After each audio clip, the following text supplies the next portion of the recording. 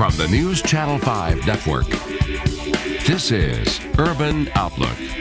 This program sponsored by Connie London, a certified agent at the Insurance Exchange. And hello and welcome to Urban Outlook. I'm April Eaton. Thank you so much for being with us today. You know, in the aftermath of Charlottesville, Virginia, the headlines about next steps seem to be focused not necessarily on how to fix the problem or maybe not even how to bring people together, but what to do with the Confederate statues. Headlines range from everything from National Review, which called it manufactured outrage over statues and monuments. The Sun Sentinel down in Florida said, poll, Florida voters negative about Trump performance. Many want Confederate statues to stay put. Others say, Newsweek, for instance, as Confederate statues fall, the group behind most of them stays quiet. Another headline from Al Jazeera, U.S. Confederate monuments. What is the debate all about? So we thought we would figure out what the debate is all about by bringing one of our favorites on the show. Dr. Reavis Mitchell, as you know, is the Dean of the School of Humanities and also a professor of history at Fisk University, has always been our sounding board, I think I should say, when we have some of these challenging topics and challenging issues to deal with. So welcome to the show, Dr. Mitchell. Thank you very much. Thank you for an invitation on what is truly a provocative subject. The way really you pose is. it. Yeah. And I wonder how we got here, right? Except I think back at some of the facts of Charlottesville, and then all of a sudden, I guess the original thinking was to sort of have a protest or a peaceful protest, I think they were calling it, that had to do with some of the Confederate statues that were on campus there in Virginia. But then it mushroomed into this debate over whether statues should be there or not. How did we get here? Well, our country's become divided around symbols. What symbols? Some say it's heritage, but what is the heritage based upon? If we look at Southern heritage, heritage may be family background and values and place of living and things we went through together. But if a part of your heritage is based upon something as despicable as slavery, or if I perceive that your heritage is based upon enslavement of people who look like me, then I would naturally have a problem with you elevating that, especially almost 165 years after a war was fought. Why do we keep on rehashing one of the darkest parts in our country's history? The country was separated. Unfortunately, a war had to be fought. Unfortunately, at the end, some feel displaced, dispossessed. However, a third of the population is suddenly a part of the country. There were heroistic parts of the Civil War. There was heroism on both sides. If you're simply celebrating the military accomplishments of these persons, to lead and fight for what they believed in, the section and the cause, that's one thing. But if you see these statues as symbols of demeaning a population, if you see them as a symbol of intimidation, and when many of them were erected, they were erected in the late 19th and early 20th century with all out aim of intimidating and forcing the black population to understand they were in a second-class position.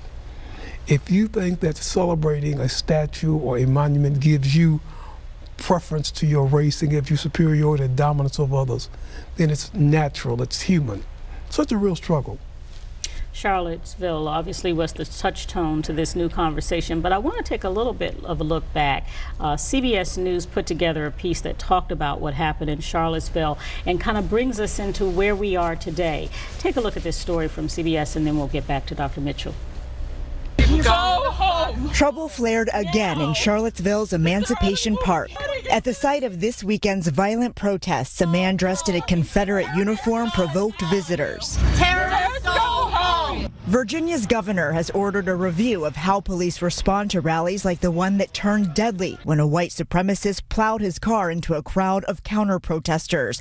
Corey Long says the city is now on edge. The mood is just chaotic, angry. everything. The clash here in Charlottesville started with a far-right rally against plans to remove this statue of Confederate General Robert E. Lee. The decision is now up to the courts. Aaliyah Jones witnessed the violence and says the monument needs to go before tensions worsen. I'm just worried of what else might happen. Like what? Another riot. But Kara Jones says removing it would be wrong. Our history is all we've got. We learn from our history. It's not hate, it's not discrimination, it's nothing of the sort. Officials in several states are planning to remove Confederate statues. In North Carolina, leftist protesters took matters into their own hands. And on the right, the violence has fueled the white supremacist movement, with leaders planning more events and promising to be more active now than ever before. Weijia Zhang, CBS News, Charlottesville, Virginia. Of course, you heard one of those quotes in the story, "The history is all we have, it's not about hate." What do you say when you hear that comment? I hate to see history used to justify hate. Also, I think the perception of what was going to happen here by all should not be surprising. This is not the era of nonviolence. This is not African Americans under the direction of Dr. King. Now, and certainly those Confederates and those white supremacists, they weren't coming out to be nonviolent. You don't go to a nonviolent protest and carry weapons and shields. So it's incumbent upon all of us that have good and common sense to understand that when there's a confrontation like this and law enforcement, there's going to be violence. Dr. Mitchell, some might say, so what makes a statue right and what makes it wrong? We've got plenty of statues that commemorate great people of the past, right? And maybe that are focused on great events of the past, or trying times of the past. I think of some of the monuments in Washington, D.C. to Vietnam War and those kinds of things that remember the times that we've had. So how do you start to judge and pick and choose what's right and what's wrong when you're talking about some of these landmarks? Well, first of all, it's the perception of the viewer, how I see that statue. But in our country, what's very important is what does it say to the youth? What does it say in a society that's supposedly monolithic, even though we're racially different? We talk about the United States and how united. And we saw just this weekend how united people were in Houston to a flood. But yet we separate around race. We separate around privilege. And if being a member of a certain race gives me privilege, well, common sense will tell you that why would you be awarded privilege in a monolithic society? Privileges are something to all citizens. You know, the famous quote from Lincoln, "Of the people, by the people, and for the people."